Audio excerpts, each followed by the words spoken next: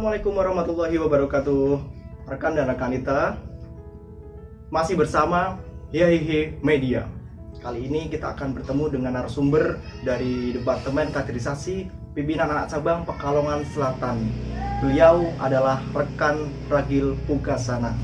Silakan Mas Ragil, langsung saja tanpa basa-basi supaya kita bisa memendam ataupun memperdalam ilmu tentang kaderisasi. Silakan Mas Ragil, apa kabar? Assalamualaikum. Ya, selamat sore. Gimana Mas Ragil kabar tentang jenengan itu? Alhamdulillah baik ya. Sehat Mas Ragil? Alhamdulillah sehat. Iya. Nah, untuk Mas moderator sendiri? Oh, alhamdulillah saya sehat selalu. Sehat ya. Masih dengan ceria selalu ya. Dan gini Mas Ragil. Ya. Ya, pertemuan kita kali ini supaya ada pembahasan ya yang mungkin bermanfaat bagi rekan-rekan kita di segala usia ya, dari Kalau ya dari mau yang baru ikut IPNU ataupun yang sudah lama ikut IPNU itu bisa memotivasi mereka semua ya Mas Ragil ya. berarti khususnya di bidang pelajar Nahdlatul Ulama ya. Iya, benar sekali. Kalau bukan IPNU ya mau gimana lagi, Siapa mau lagi ya gitu mau ya. siapa lagi. Hmm. Kita harus menjadi pelajar NU ya Pak. Iya. Ya, yang bagaimana itu Mas Ragil? Oh ya, sebelumnya kan untuk pelajar NU sendiri ini pengertiannya itu lebih cenderung ke IPNU ya. Lebih cenderung, kalau pelajar itu lebih cenderung ke IPNU. Soalnya pengertian luasnya itu namanya pelajar Nusantara. Pelajar Nusantara. Nah, soalnya kan identik Nusantara itu tanah air kita, tanah air Indonesia ya, yang pastinya Nusantara itu memiliki arti yang sangat luas. Ya, negeri kita kan dulunya namanya Nusantara. Nusantara. Ya. Belum menjadi nama Indonesia, itu namanya Nusantara. Saat pada era Wali Songo sampai akhirnya sekarang dinamakan oleh IR Soekarno ya, presiden pertama kita, Ya. dan menjadi nama Republik Indonesia begitu. Wah. Sebenarnya sih kalau nama pelajar sendiri itu lebih cenderung kepada atau disematkan kepada orang ya, orang yang masih menuntut ilmu pada usia sekolah misal ya, SD, SMP, SMA, bahkan di bangku kuliah, dan seusia di bawah 27 tahun pun itu masih dikatakan pelajar. Kalau menurut PTPRT-nya IPNU sendiri ya Mas ya, itu usia mengabdi atau usia berkader di IPNU IPPNU sendiri dari usia 13 tahun sampai usia 27 tahun. Wah, jadi sangat pengertiannya sangat panjang juga ya. Kalau dijelaskan bisa sampai besok ya Mas Ragil ya. Cukup ya. Tapi semua dari umur dari berapa Mas Ragil? 13 sampai 27 ya. Itu bisa dikatakan sebagai kader ya Mas Ragil. Iya, kader. Nah, Mas Ragil ini kan sekaligus wamen ataupun sekaligus koordinator ya Mas Ragil. Dari Komisi Kaderisasi. Coba jelaskan tentang apa sih yang dinamakan kader dan bagaimana caranya untuk menjadi seorang kader yang menjadi militan dan mendalami tentang kaderisasi. Kita berbicara tentang kader. Kader itu terfokus kepada kaderisasi. Ya, kaderisasi. Dimana kita sebagai seorang makhluk hidup ya harus meningkatkan prestasi. Sama halnya kayak bermain game. Ya. Gamers Awal mula kan kita mesti level 1. ya, Nggak mungkin kita baru mulai langsung level 30. Kan nggak mungkin. kecuali cheat itu. Nih yang sering dilontarkan oleh warga kota Pekalongan ya. Kota cheater Kota ya. Citer. Oh, ya. Tapi ini kita itu harus mulai proses dari nol. Sama halnya kalau berkader di khususnya di IPNU PPNU sendiri ya, kita mulai pada fase sebelum masuk IPNU. Mungkin kalian kalau pertama kali masuk IPNU merasa malu sekali ya, apalagi yang jarang sering berkumpul ya, suka di rumah, no lab suka ngegame ya. ya. Itu kan mesti malu sendiri dan canggung berkumpul sama teman-teman yang notabene di IPNU PPNU sendiri itu dilatih mental untuk berbicara ya, memegang mic. Ya. Dulu saya juga getar Mas. Oh, pernah? Kalau megang mic itu getar gitu. Grogi. Grogi. Ya. Nah, tapi mulai proses ya yang ya bisa dikatakan sedikit lama lah ya. Saya mulai dari IPNU itu sejak SMP kelas 3. SMP kelas Ya, SMP kelas 3 saya sudah ikut IPNU, cuman itu masih baru-baru ya, masih ikut-ikutan dan ya wajar lah seusia SMP ya Mas ya. Terus saya juga selepas SMP kan saya mondok selama 3 tahun di Darul Amanah. Itu saya vakum sebentar selama 3 tahun, tetapi alhamdulillah dari dorongan orang tua juga tetap mensupport mau bagaimanapun nanti habis selesai dari pondok radio Kumbasana itu harus ikut dan harus menjadi mengurip-nguripi IPNU IPPNI. Ya, jadi memang faktor utama yang perlu kita garis bawahi itu restu dari orang tua dulu. Itu yang paling utama. Jadi kalau misal kita mau menjadi kader yang benar-benar militan, yang pertama pastinya restu dari orang tua. Nah, baru kita melalui proses-proses yang ada. Misal contoh katakanlah yang pertama mengikuti Makesta. Ya. Makesta. Apa itu Makesta Mas Arki? Nah, untuk penjabaran Makesta sendiri itu sebenarnya maksudnya sangat luas. Kalau dalam pengartiannya sendiri itu Makesta itu masa kesetiaan anggota. Dari garis bawah kesetiaan aja, nah itu kita dilatih setia. Untuk setia ya Mas Arki ya. Setia sama organisasi loh, ya, bukan iya. setia sama pasangannya. Padahal nggak punya pasangan Oh, Mas Arki iya. ya. Kalau pas moderator gimana? Wah, ya, Jangan dibahas lah. jangan Ya. dibahas. Japri aja lah. Iya, Ya. itu ya. Terus selepas Makesta, nah kalau barangkali dari kader-kader yang baru, terutama di Manyurip Ageng ya, Iya. itu ada yang minat dan harus minat, itu bisa gabung ya di Makesta terdekat, terutama di Makestanya Manyurip Ageng sendiri ya, dan Makesta Pekalongan Selatan yang pastinya. Itu yang pertama itu Makesta. Di dalamnya ada materi apa aja sih ya gitu. Iya. Itu bisa kita ikuti saja. Ya, kalau kita kepo kita ikuti aja gitu. Nah, terus habis Makesta, langkah selanjutnya level kedua itu ada Lakmut. Lakmut. Ya, Lakmut. Ya. Itu latihan kader muda. Hmm. Nah, jadi latihan kader muda kita seusia sekarang kan masih muda kan ya. Iya. Bicara Mas Febi pun itu masih muda. Oh. Belum dewasa apalagi Siapa tua Mas ya. Febi? Siapa Mas Febi? Pertanyaan itu, siapa Mas Febi? Gitu. Ya. Berarti Lakmut setelah Makesta ikutnya Lakmut. Lakmut gitu. ya. Oke. Kalau berjenjangnya itu setelah Makesta itu ada Lakmut. Nah, kalau Bedanya Lakmut- apa itu? Nah, kalau Makesta sendiri secara PTPRT-nya itu diselenggarakan dan mampu diselenggarakan oleh pimpinan ranting atau yang berdomisili di kelurahan, desa. Nah, itu Makesta. Kalau Lakmut itu yang menyelenggarakan dari pimpinan anak cabang atau kecamatan. Gitu. Tapi ini bisa di garis bawahi juga, barangkali yang pimpinan cabang setempat masih tertinggal oleh informasi ataupun terhalang oleh jarak geografis, Ya. itu bisa diadakan oleh pimpinan cabang.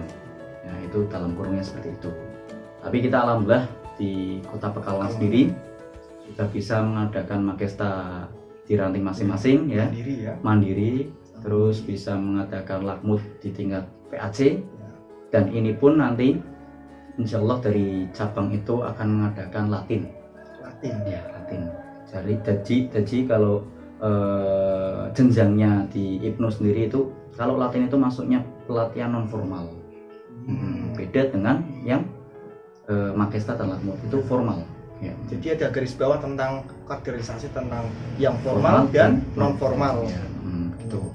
Jadi memang selayaknya kayak sekolah gitu. Sekolah pun yang formal, misal contoh katakanlah mata pelajaran bahasa Inggris, Ya. bahasa Indonesia, ya, matematika itu kan formal. Formal. Terus yang kayak non formal ya ekstrakurikuler, ya kayak komputer, ya, Ya. terus hadro, ya Mas ya. Itu non formal ya. Non formal ya, kayak ekstrakurikuler itu maksudnya non formal gitu. Jadi kita bisa mengasah skill kita pada Latin tersebut. Nah, kalau misal kalian kepo ya tentang pelatihan tentang Latin itu, bisa langsung saja ikut dan daftarkan diri kalian ya. Soalnya memang pendaftaran ini masih dibuka ya, belum dimulai bahkan ya. Oh, Ini ya. belum dimulai ya. Jadi nanti siapkan mental kalian, Yang paling penting di IPNO itu kalian belajar dan berlatih untuk mental berbicara di publik ya, di umum, ya. terus mental dalam menyusun kata-kata ya, ya kan? Iya. Mas moderator juga sering kan ya Oh, saya menyusun sering banget kata-kata ya. ya. Saya sangat senang ya, karena wanita itu kalahnya sama kata-kata Mas Kata-kata. Regil ya. Walaupun kata-kata itu tipu-tipu ya, tapi mereka nggak tahu ya. Rayuan semata Nah, ya. gitu. Padahal di balik itu ada maunya. Maunya ya. Tadi kan sudah dijelaskan tentang langkah-langkah berkaderisasi ya Mas Iya, Regil. Nah sekarang saya mau tanya nih, bahkan kemungkinan ini menjadi apa ya, tanda tanya bagi kita yang baru ikut ya. Jadi pertanyaannya adalah apa sih manfaatnya menjadi kader itu? Manfaat menjadi kader. Oke. Kalau dilihat dari rekam jejak tokoh-tokoh kita sebelumnya ya, contoh katakanlah nggak usah besar-besar lah ya, kayak semacam tokoh IPNO kita ya, Mbah Yai Thollah Mansur ya. Itu mesti publik itu banyak yang belum mengetahui beliau. Rekam jejak beliau itu kalau jenengan sudah baca di biografi Kiai Haji Thollah Mansur ya, itu karangan dan sudah diresmikan oleh Lakpasdam ya, Lakpasdamnya PBNU. Itu kalau jenengan sudah baca rekam jejak Mbah Yai Thollah Mansur itu sangat panjang sekali ya. Beliau itu asli Malang, dilahirkan di Malang, terus belajar itu di Yogyakarta, karena Yogyakarta itu kota pelajar ya, bisa dilihat oleh daerahnya sangat kondusif sekali untuk belajar. Nah itu dimulai dari beliau itu membangun dan mengumpulkan kader-kader dulu. Perjuangan beliau itu sungguh lebih berat daripada kita, kalau kata orang-orang dahulu itu seperti itu Mas. Soalnya emang dahulu itu mendirikan aja sulit ya, mengumpulkan aja sulit. Kalau sekarang kan mudah, tinggal japri Ya, WhatsApp sekali ya, telepon, kumpul. Itu yang perlu disyukuri oleh zaman sekarang. Tapi kalau zaman dahulu itu mengumpulkan ya, mungkin maksimal itu pakai surat. Surat itu menunggu juga kan ya Mas ya? Surat menyurat ya. Surat menyurat ya. Misal saya menyurat di rumahnya Menyurat Pageng ya. Itu menunggu dulu balasannya 2 hari atau 3 hari. Tapi kita nggak main kuota Mas ya. Kalau zaman dulu kan cuma menunggu Pak posnya datang, habis itu kita dibalas, kumpulnya di mana, nah kirim lagi. Itu kalau nggak secara rinci dan lengkap. Nah itu kalau sudah secara lengkap, kumpul di mana ya, langsung dikumpulkan. Nah habis dikumpulkan, merumuskan itu nggak semudah yang dibayangkan. Merumuskan IPNO itu nggak semudah yang dibayangkan. Perlu masukan-masukan juga dari Hadratus Syekh Mbah Hasyim Asy'ari, tahu sendiri yaitu tokoh yang sangat masyhur ya, tokoh Nahdlatul Ulama. Beliau juga dulu berperan aktif di kemerdekaan Republik Indonesia. Nah kalau dilihat saja dari sekarang lah ya, kita itu selayaknya itu minimal sekali itu mengikuti rutinan Mas. Kalau untuk kader-kader yang baru itu minimal sekali mengikuti rutinan. Misal katakanlah Mas moderator ini mempunyai teman-teman anak kecil ya, kayak seusia SD, SMP. Itu kalau trik saya pribadi itu, jenengan ngajak, misal teman jenengan namanya Mas Febi ya, ditantang saja Mas Febi dari gang 1, jenengan dari gang 4. Ayo tantang-tantangan, rutinan selanjutnya yang paling banyak membawa kader ke rutinan itu yang menang. Yang kalah traktir. Boleh dicoba itu. Ya. Nah, itu boleh dicoba di ranting masing-masing ya, terutama ranting Menyurat Pageng gitu. Jadi di situ pun kita mempunyai tanggung jawab sebagai pengurus. Nah jadi kader kita juga selanjutnya sudah disiapkan ya, sudah dikader, tinggal kita nanti memetik hasilnya ya. Itu yang pernah saya alami sebelumnya. Memang menanam kader itu nggak semudah yang dibayangkan ya. Jadi kita nggak harus memaksa bahwa kader itu diunduh atau dipetik besok hari ya. Tapi permasalahannya bahwa kader yang baru ikut Iya. itu biasanya malu-malu Mas Regi Malu-malu, ya. ya. Kadang itu disuruh maju ke depan nggak mau, Nggak mau, ya maunya iya. mundur terus. Mundur Ya, terus. kalau disuruh jangan gitu. Yang lain saja Ya, gitu yang ya. lain saja masih ada yang lain ya. Hmm. Nah itu bagaimana menyikapi itu bisa dikatakan kader apa belum itu Mas Regi? Sebenarnya di tingkatan pengertian kader sendiri juga ada yang namanya calon kader, kader biasa, dan kader militan. Kalau calon kader habis rutinan ya pulang ya. Kalau kader biasa habis rutinan noto-noto mentek jajan Bali Oh, masih normal. masih ya? normal. Masih Tapi kalau normal. kader militan habis rutinan ngentek jajan nginep neng gunung Wah, aduh, saya tersinggung ini. gitu ya. Sampai tuan rumahnya itu Iya. merasa Hmm. resah sendiri. Tapi kader militan itu kan pasti ada suatu alasan ya. Pastinya, dan itu butuh proses juga. Proses kenapa dia bisa sampai nginep ya. Iya. Padahal kan dulunya juga malu-malu ya. Iya. Berawal dari malu-malu menjadi mau. Gitu. Mau dan malu-maluin. Bisa jadi itu, bisa jadi. Ya mungkin tips-tipsnya biar Biar nggak malu. kader yang baru biar nggak malu itu bagaimana Mas Regi? Mungkin yang pertama kita cari latar belakangnya dulu. Ya, latar belakang kader tersebut seperti apa.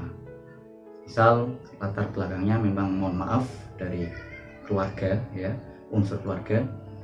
Ya kita sebaik mungkin bisa memberi solusi-solusi yang sekiranya itu sepemahaman oleh seusianya.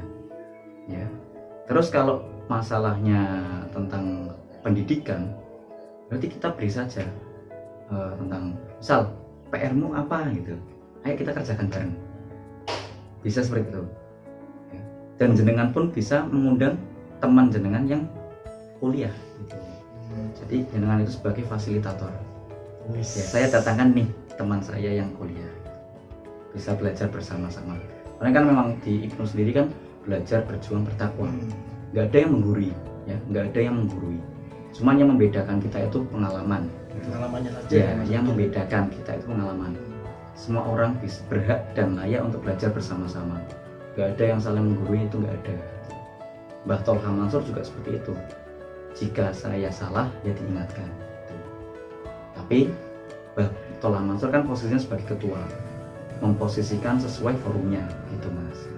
Jadi untuk kader yang baru gabung, misal katakanlah malu-malu, jadi kalau trik saya ya, tips saya dari saya pribadi sih, satu pengurus itu memegang minimal kalau nggak 2 ya 3 kader baru. Tuh kalau saya. Kalau seharusnya sih selayaknya itu kalau pengurus itu sudah nggak zamannya lagi untuk dioprak-oprak kan seharusnya kan seperti itu. Itu di tingkat mana itu? Ranting atau pimpinan anak cabang atau bahkan sampai cabang gitu? Cabang. Enggak ya. Kalau rantingnya sudah hebat, sudah maju ya di tingkat ranting pun bisa seperti itu mas. Kalau sudah mulai dari kesadaran diri sendiri, saya pun menanggung jawab di area blok sini ya, di blok Gang 3 lah ya. Itu saya menghandle beberapa anak kecil ya, anak seusia SD SMP untuk tetap rutinan itu diikutkan gitu. Nah caranya seperti apa? Misal contoh salah satu dari orang SD tersebut akrab sekali sama kita, ya nanti sebelum rutinan itu kita kumpul di tempat tersebut saja, nanti kita berangkat bersama-sama. Nah itu memang perjuangan seorang pemimpin itu berat sekali mas. Iya. Harus benar-benar membagi waktu dan merelakan waktu gitu. Jadi memang kalau kita yang sebagai ketua ya itu sepintar-pintarnya mengatur waktu. Soalnya kan ini tingkatannya ranting ya. Tingkatannya ranting itu harus benar-benar mengabdi ya, harus sabar ya. Sabar ya. Soalnya kan yang namanya ranting ya. Tahu sendiri kan ranting di pohon ya. Itu sudah masih kecil ya. Mudah ditoklek, dipatahkan ya. Masih mudah diinjek-injek, burung ya. Ditotol burung menjadikan sangkar ya. Kalau terjatuh ya tersingkirkan begitu saja ya. Nah itu gunanya seorang pemimpin di suatu ranting itu memberi masukan, memberi dorongan. Kalau malu ya dicarikan solusi ya. Kalau faktor ekonomi ya bagaimana caranya supaya ekonominya tetap jalan, walaupun tahu sendiri ya, organisasi itu butuh bantuan sama-sama ya, bukan iuran tapi bantuan sama-sama ya, sesama pengurus juga harus memberi bantuan ya, karena kan kita juga melatih bersedekah kita gitu. Nah, jadi memang di usia kader yang baru memang butuh dorongan, butuh perhatian yang lebih, itu yang paling utama Mas. Karena kan emang misal katakanlah rutinan yang selanjutnya ikut, tapi selanjutnya lagi nggak ikut, nah itu perlu diperhatikan khusus. Jadi dan harus ada pembagiannya. Jadi harus ada peranan peranan aktif dari pengurus ataupun ketua dari yang ranting terutama, tersebut iya, ya Mas Regil ya. Terutama ketua itu. Oke. Yang paling berperan. Sebenarnya ini masih panjang lebar untuk mengenai sebuah kaderisasi ya. Kaderisasi. Nah, ini untuk rekan dan rekan kita dimanapun berada ya, kalau masih ingin mendengarkan tentang apa itu, bagaimana itu, dan apapun semuanya tentang kaderisasi ya, nanti berhubung ini waktunya sudah kami cukupkan ya. Kalau masih ingin bertanya-tanya tentang apapun itu ya, nanti bisa di komentar ya, bahwa apa yang rekan dan rekan kita itu ingin tahu lagi ya. Akunnya apa ya Mas? Akunnya di YouTube ya, ini masih ada. Akunnya adalah hehehe media ya. Media. Mungkin nanti bisa di like dan komen dan subscribe ya Mas Agil ya. Terima kasih ya atas jenengan sudah mengundang saya ya. Ya, nggak Ini apa-apa. sebuah kesempatan juga bagi saya pribadi untuk saling belajar ya. Soalnya saya sendiri kan memang butuh pengalaman yang lebih juga ya, belum seberapa pengalaman saya ya. Jadi apabila ada kesalahan dan miskomunikasi dari perkataan saya mohon maaf itu ya. Nanti barangkali ada penjelasan yang lebih detail bisa diketik di kolom komentar. Ya, benar sekali Mas Gil. Oke, untuk hari ini cukup sekian aja ya Mas Gil. Ini saya sangat berterima kasih ya. Sama-sama. Karena diberikan banyak sekali ilmu-ilmu ya tadi ya. Bisa diulang-ulang lagi kalau lupa ya. Iya. Replay. Ya, oke. Mungkin itu saja dari saya, kurang lebihnya mohon maaf ya. Saya akhiri. Assalamualaikum warahmatullahi wabarakatuh. Waalaikumsalam warahmatullahi wabarakatuh. Iya.